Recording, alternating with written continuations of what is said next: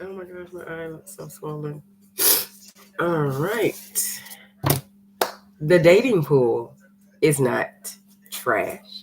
And in today's video, I'm going to show you how you can learn your dating or relationship energies, how you can best utilize those to attract to you your perfectly aligned partner.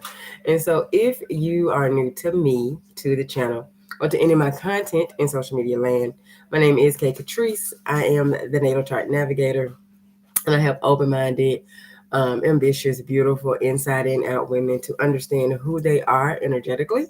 And I do that by showing them how to read and interpret their natal charts. Okay? Hold on 1 minute. All right. And so let's jump into it today. I do apologize for my tardiness, but we are here. Okay. So when looking at your natal charts, okay, if you are doing any Google research, then you'll see that when it comes to relationships or dating, all of the sites, everybody will tell you you look at the fifth house. Fifth house is the house of it's of dating, casual sex, romance, children. Is what I call the fun house. Okay. Um, and then your seventh house is partnerships, okay? And so it's serious partnerships. So that's romantic partnerships, business partnerships, really close, long-term partnerships, like, say, like best friends. Um, Now, friends are also in the 11th house as well. Um, but that's more like networking. But seventh house, these are like friends who, like, you may have been friends with since like childhood. Okay, really serious. Y'all like the bestest. Okay, so all of the sites, everybody will tell you, oh, you have to look at the fifth house and the seventh house, and that's very true because those houses primarily deal with, um, excuse me, relationships and dating. Okay, now, but for me as well, I also take a look at the eighth house, okay? Because once you enter into a serious partnership, a serious relationship or marriage, okay, um, eighth house covers shared resources, okay? And so that's it's debt, it's taxes, it's insurance, it is monies that you put together that are being used with another person, okay? Whoever you are in partnership with, okay? And then I also look at the fourth house, okay? Because the fourth house is the house of home, is the house of family.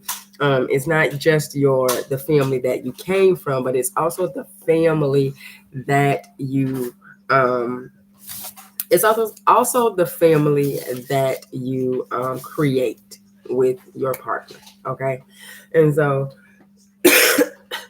you have to look at those four houses in me when I am looking at a chart and when I'm teaching others to look at a chart. You want to look at those four houses because those four houses, they'll symbolize the relationship dynamics. Okay, because in a serious relationship, or especially a marriage, finances are, commingled. Finances, you have the joint finances, okay? And that is a house, okay? And how many times do we get in relationships and you see the money, finances are a primary reason why most people get a divorce, okay? And then the home, okay? You have to look at the home because, in this serious partnership, the home, you're going to be building a home together, okay? And so you definitely want to look at the fourth house in your natal chart, okay? And so the first thing that I look at You always look at the house. Okay, you figure out what the house signifies.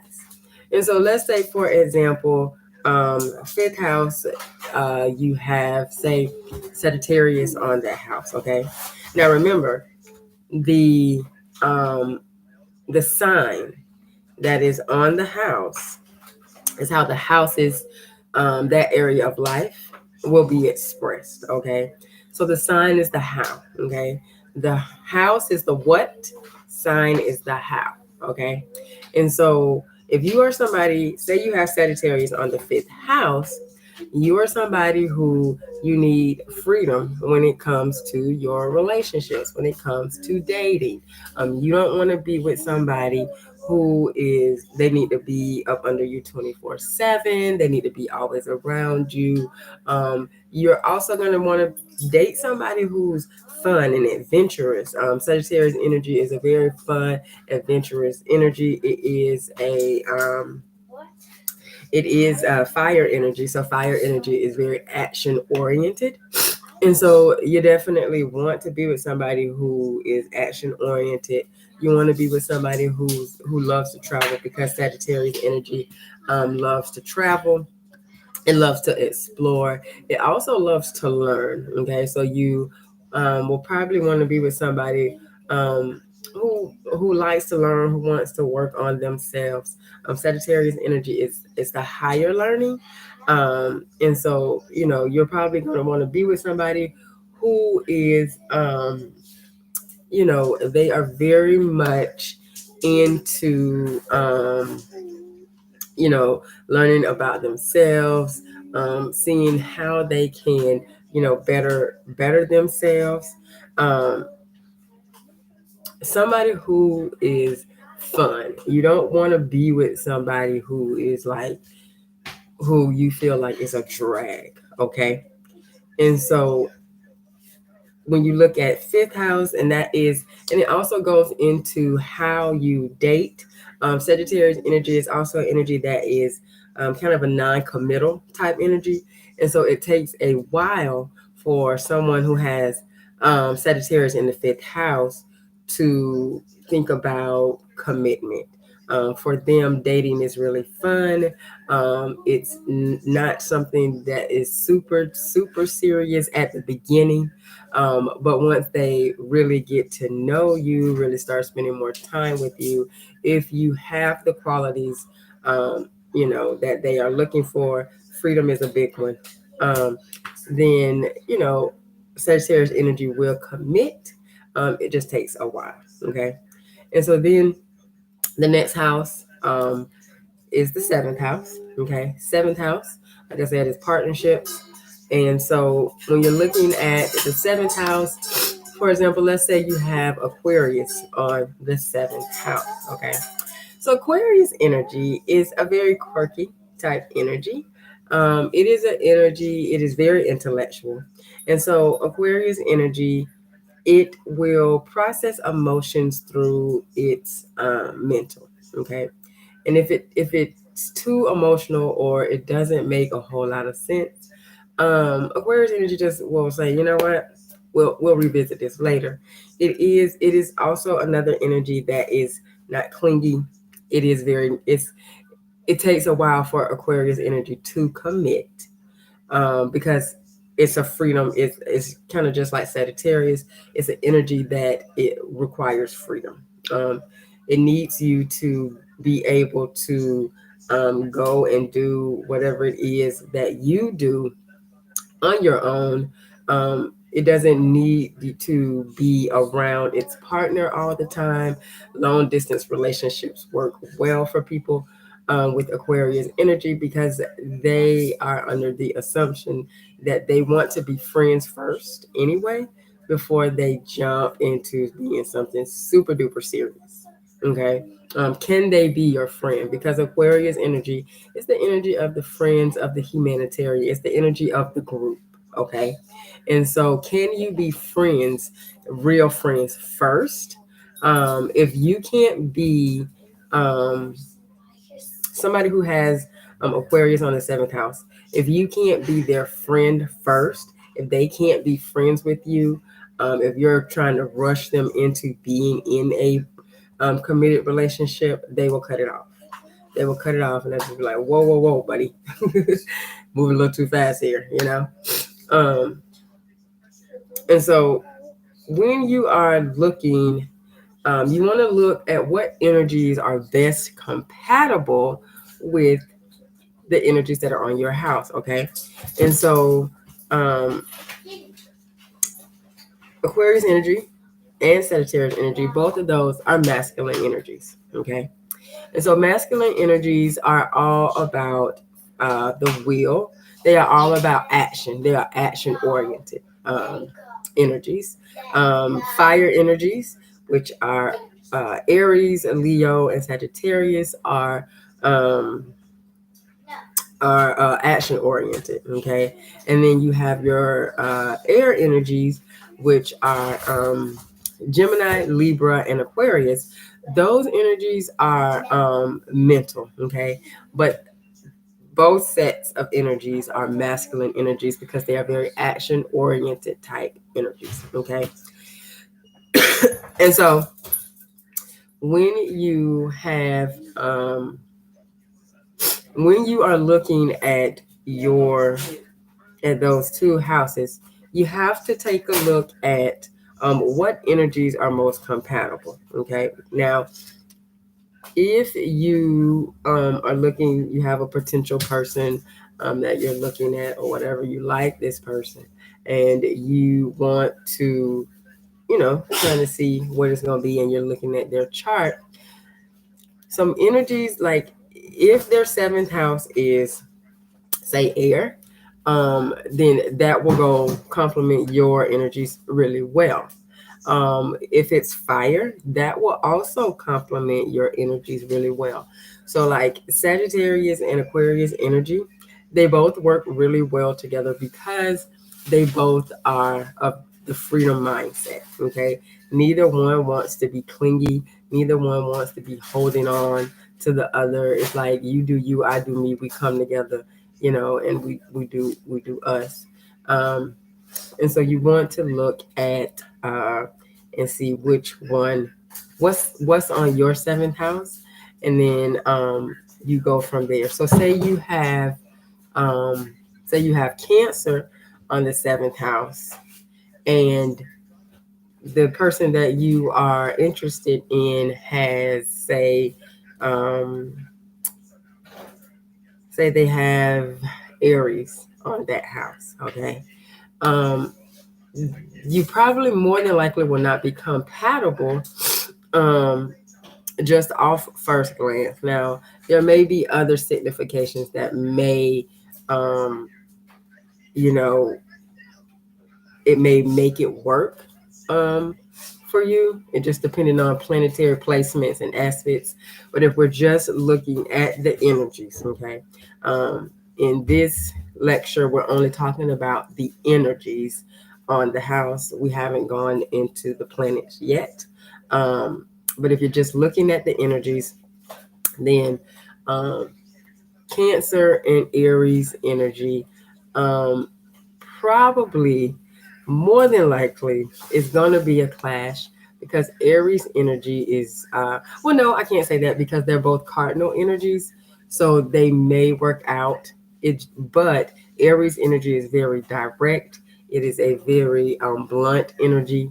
And Cancer energy is more of a receptive energy. It is a feminine energy. And so it may not be as apt. It may not be as receptive to the directness, the bluntness of Aries energy. And Aries is a very quick, self-thinking, self-starting energy, and so it may not be as receptive.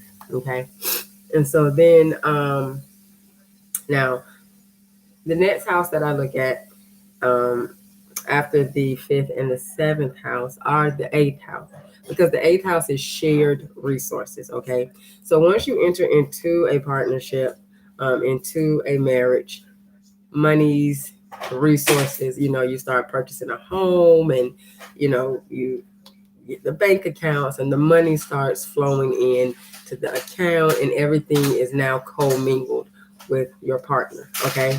And so you want to look at the energy that is on that house. So if you have Pisces on the 8th house, Pisces energy is an energy that is really it's like a boundless energy. Like it has like no boundaries. It's kind of like is the energy that's in between life and death. It's kind of like the portal energy that can take you between life and death.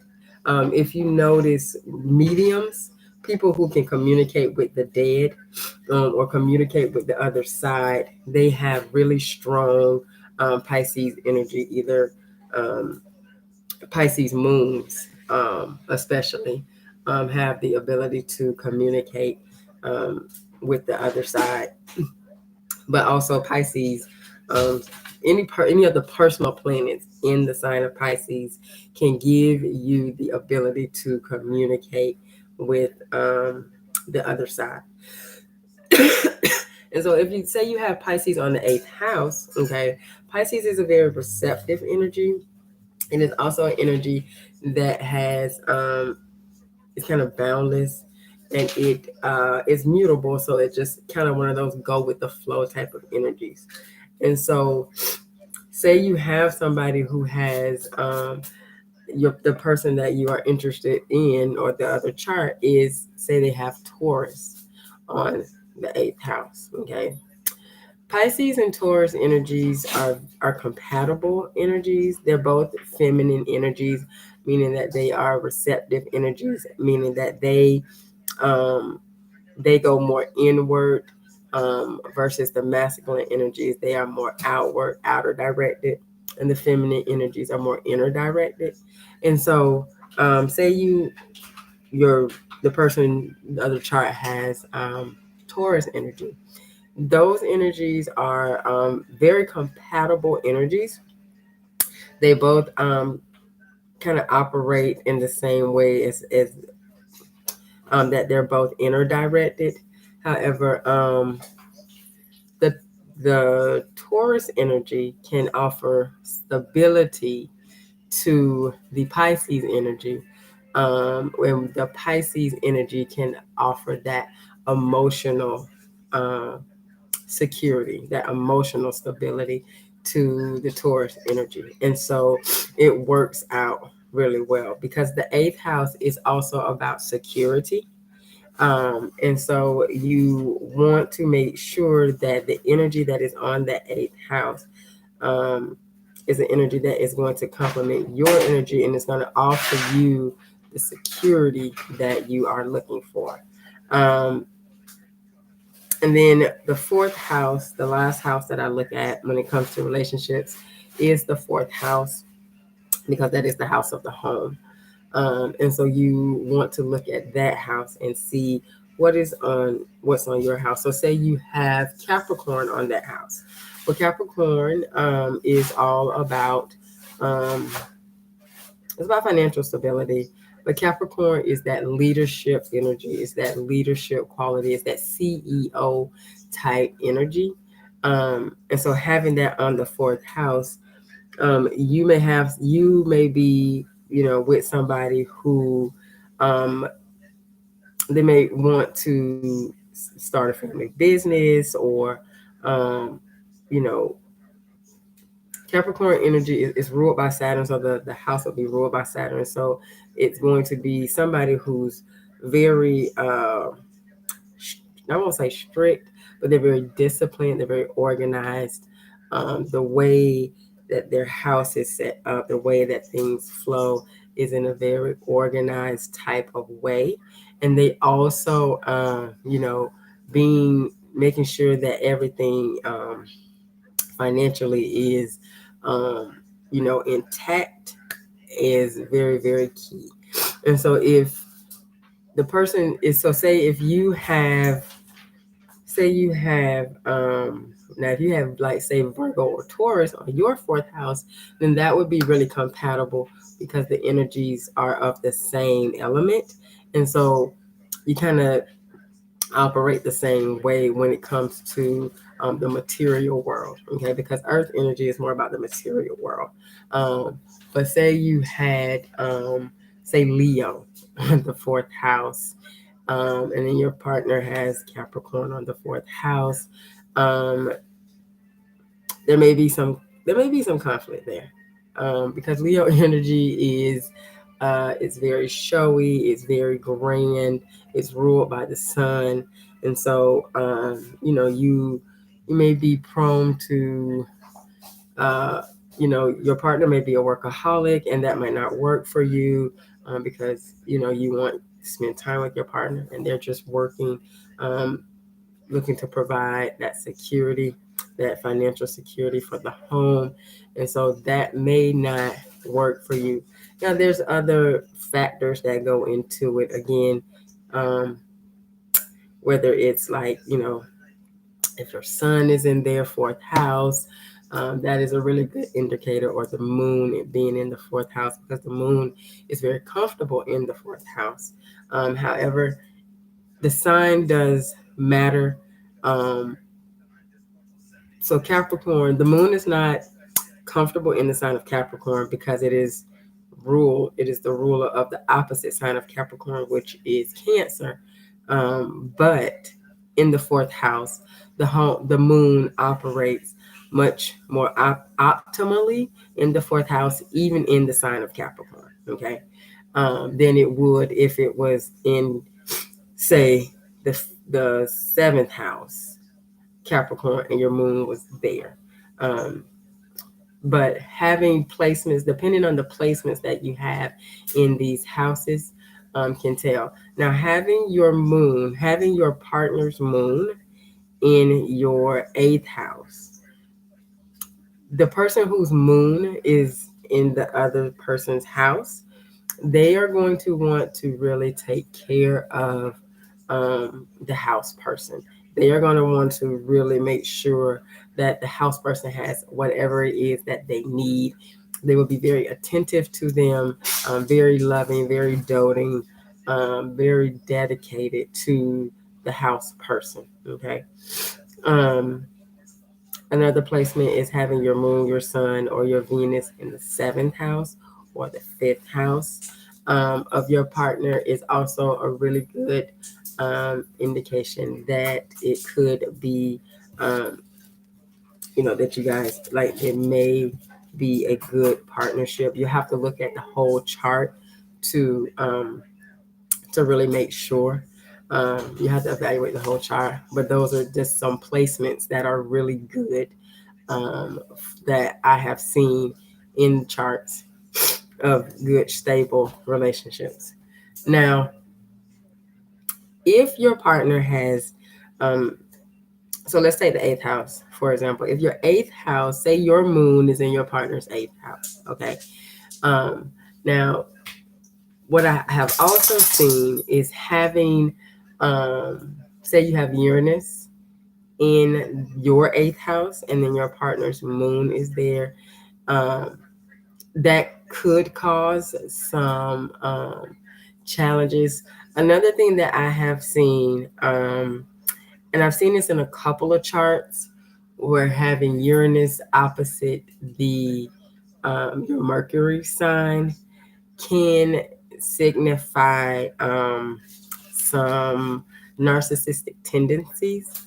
And it really just depends on the placement of Uranus and your Mercury sign, where it is. But I've seen in a couple of charts having Uranus in the eighth house opposite your Mercury in the second house can cause some narcissistic tendencies. And so that's why I say, when you are evaluating the chart, you need to evaluate the entire chart.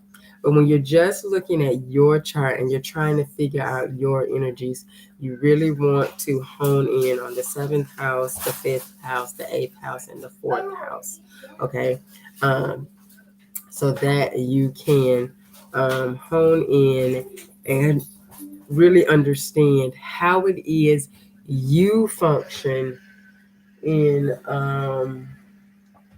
how you function when it comes to um, your your relationship energies, because you have to learn you first before you can go out looking. Okay, you can't know you if you don't you can't look for others, if you don't know yourself first. Know thyself first, and then you can go out into the world and attract to you um, your perfectly aligned partner. Okay, so that is today's lecture. So homework.